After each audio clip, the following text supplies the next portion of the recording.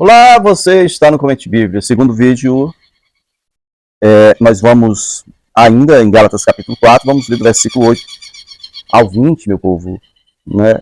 Onde fala da preocupação de Paulo com os Gálatas. Fica comigo.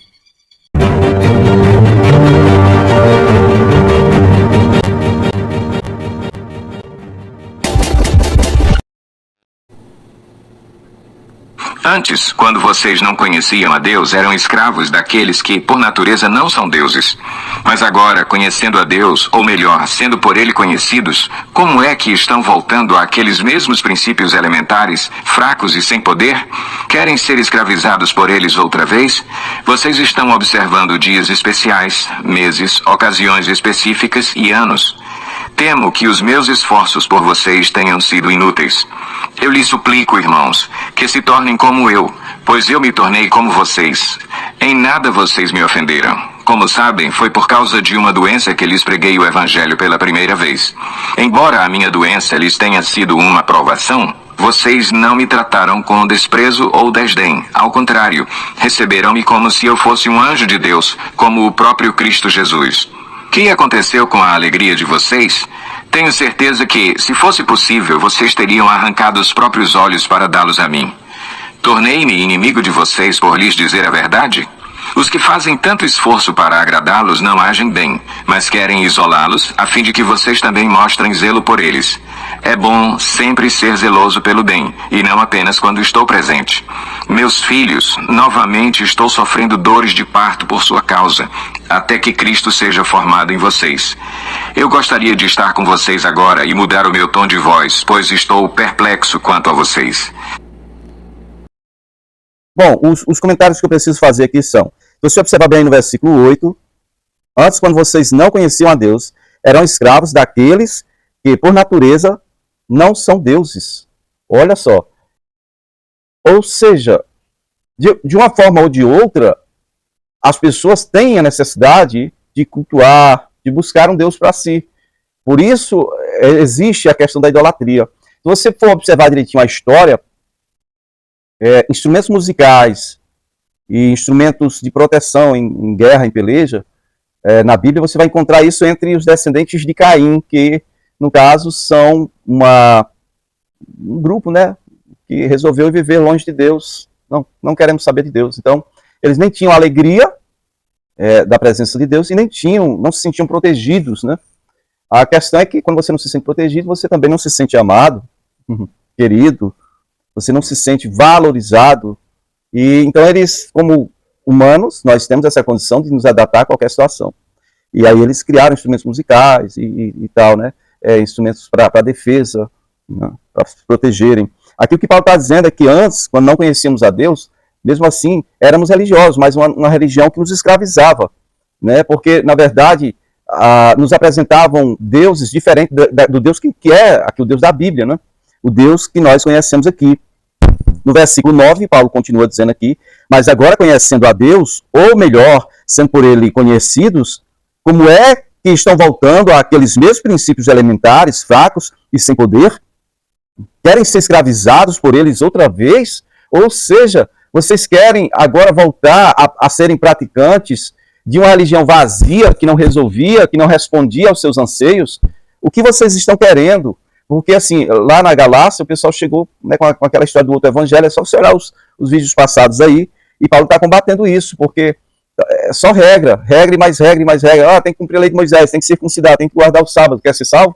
Então, na verdade, o que eles estavam querendo dizer é o seguinte: você pode até ser chamado de judeu, na verdade, o que eles estavam querendo dizer é o seguinte: você pode até se identificar como cristão, mas você tem que cumprir todas as regras do judaísmo. Isso não é válido, não existe isso. Se o judaísmo fosse eficiente, não necessitaria jamais chegarmos ao cristianismo. É questão de velha e nova aliança, né?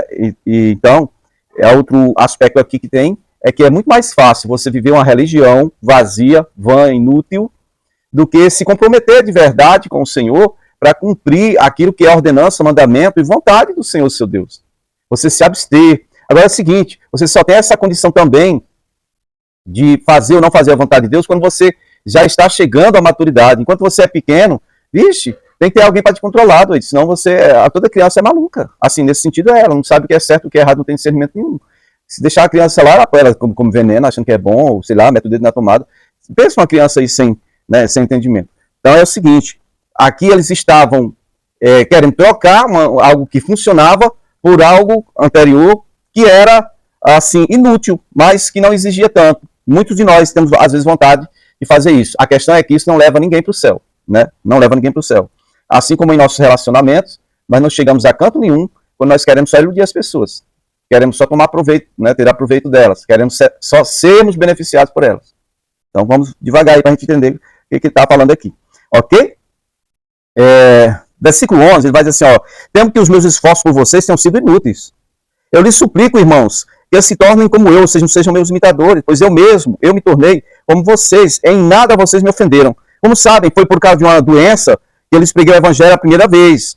Embora a minha doença lhes tenha sido uma aprovação, vocês não me trataram com desprezo ou desdém. Pelo contrário, receberam-me como se eu fosse um anjo de Deus. Como o próprio Senhor Jesus Cristo, no caso. Olha só. Foi por causa de uma doença. Ele vai falar no versículo 15 agora que tipo de doença foi essa que fez com que Paulo fosse pregar aos que moravam na Galácia naquela época. Não é uma cidade só, uma localidade com algumas cidades ou lugarejos. Versículo 15 diz assim, o que aconteceu com a alegria de vocês? Eu tenho certeza que se fosse possível, vocês teriam arrancado os próprios olhos para dá-los a mim. O problema de Paulo era onde, irmãos? Nos olhos. É outra coisa que merece comentário. Nos olhos. Lembra que ele ficou 3 dias, 3 noites sem comer, depois que ele foi derrubado daquele cavalo? Lembra que quando Ananias orou por ele, caiu como se fossem umas escamas dos olhos? Pois é. O Senhor deixou algum resquício daquele problema para que ele não se ensoberbecesse. Isso tem a ver com aquele espinho na carne dele. Toda vez que ele sente um problema nos olhos, ele lembra quem ele era, o que ele fez contrariando a vontade de Deus e como Deus o tratou, né, com amor. Aquilo lá, ele orou 3 vezes para que o Senhor retirasse o espírito que o esbofeteava. Como o esbofeteava? Ora, não tem coisa pior para uma pessoa letrada que estuda a lei, um advogado, alguém que precisa ter uma boa apresentação e precisa ler, precisa escrever muito, do que um problema nos olhos. Olha aí. A maior parte do Novo Testamento, se não fosse Paulo, não teria chegado a nós, mas ele precisou de auxiliares. Meus amados, olha aí o versículo 16. Tornei-me inimigo de vocês por lhe dizer a verdade. É outra questão que vale a pena a gente comentar. Hoje tem muita gente aí atrás dos púlpitos. Primeiro, a gente não quer colocar em dúvida o chamado ministerial deles, mas alguns dispensam comentários. A gente olha para o cara e sabe que ele nunca foi chamado por ninguém para fazer o que ele está fazendo, porque simplesmente é como uma peça que não se encaixa no todo, entende? É uma coisa absurda.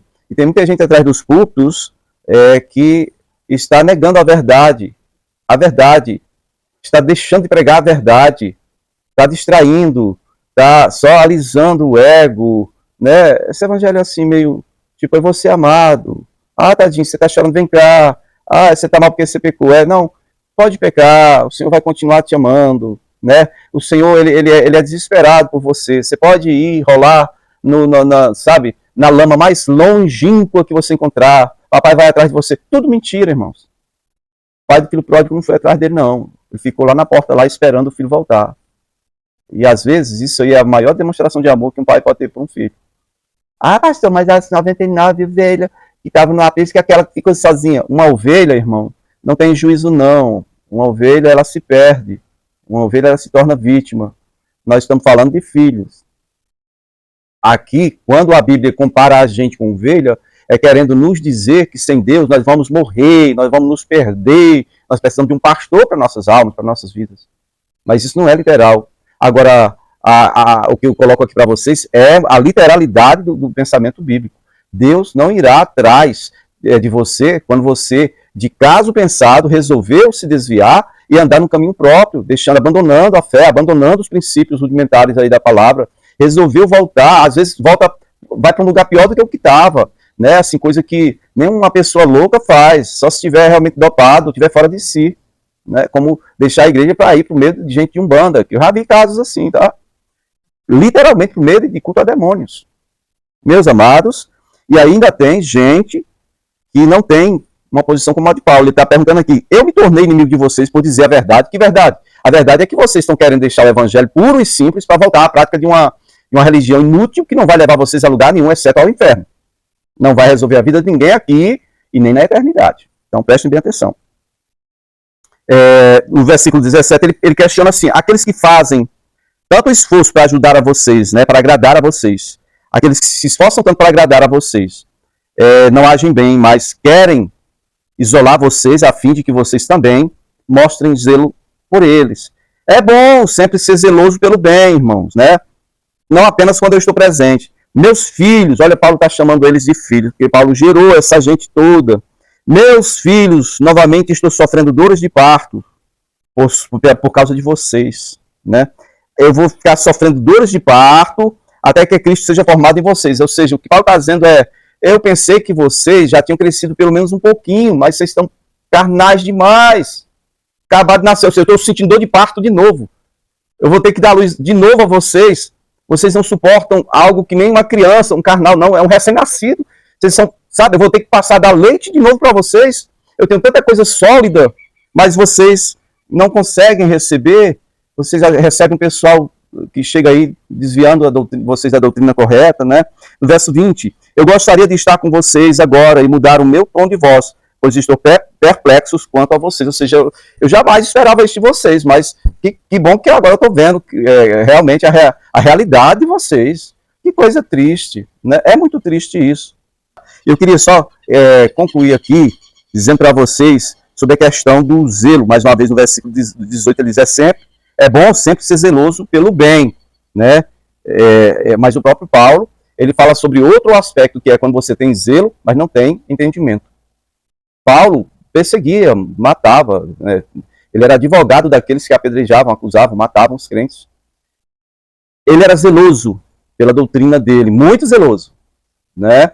Porém, ele não tinha entendimento nem conhecimento de Deus. Ok? E aí, quando ele vai falar de zelo novamente, é lá quando ele vai falar dos dons espirituais. Buscar com zelo. Buscar com zelo é como alguém que usa todos os equipamentos possíveis e alcançáveis para que você dê o melhor de si e consiga alcançar, encontrar aquilo que você está procurando. Hoje em dia, as pessoas querem crescer, querem se tornar maduras, querem ter vida com Deus, mas elas não buscam com zelo os dons. Elas não buscam serem revestidas de poder para que possam ser testemunhas do Senhor. Sem um revestimento de poder, na primeira perseguição, todos nós iremos fracassar, irmãos. Sem um revestimento de poder, você vai ficar só com zelo. Aí você vai ser zeloso em uma coisa que não vai funcionar, não vai corrigir a sua vida, não vai edificar a sua vida, não vai te elevar a um nível de relacionamento pessoal com Deus. Você vai ficar igual aquele jovem rico que eu citei no último vídeo. Ele cumpria todos os mandamentos, exceto o primeiro, e tem uma razão, porque o primeiro, é o princípio de tudo. Você colocar Deus como o único e suficiente em sua vida, isso aí você só consegue quando você passa pelo deserto, né? Ele mesmo nos leva para um deserto para nos ensinar isso, que ele é o único e suficiente. Então, aquele jovem estava cumprindo todos os outros mandamentos, exceto o primeiro, e estava vivendo uma vida de pobre e rico, né, condenado ao inferno, tadinho. Não aceitou o desafio, a proposta, o convite de Jesus, e para desfazer do ídolo que tinha no coração, e saiu dali triste. Você já amou mais a herança terrena do que a espiritual. E quanta gente hoje está vivendo assim, né? Zeloso, muito zeloso, para as coisas naturais. Para as coisas espirituais, não. Quer ver um exemplo? Quem é que recebe o seu salário no final do mês, aí chega e deixa assim, ó, joga em cima do sofá e toma banho, não liga? Quem é que faz investimento na bolsa, onde quer que seja, e deixa lá, não quero mais nem ver, tanto faz, se roubarem, né? Então, pessoas são zelosas quanto àquilo que é propriedade delas. Mas quando se fala de herança espiritual, onde é que está o zelo nosso, no sentido de buscar essas coisas boas, maravilhosas e incompráveis? Obrigado por ter vindo até aqui. Nos vemos no próximo vídeo, se o Senhor permitir.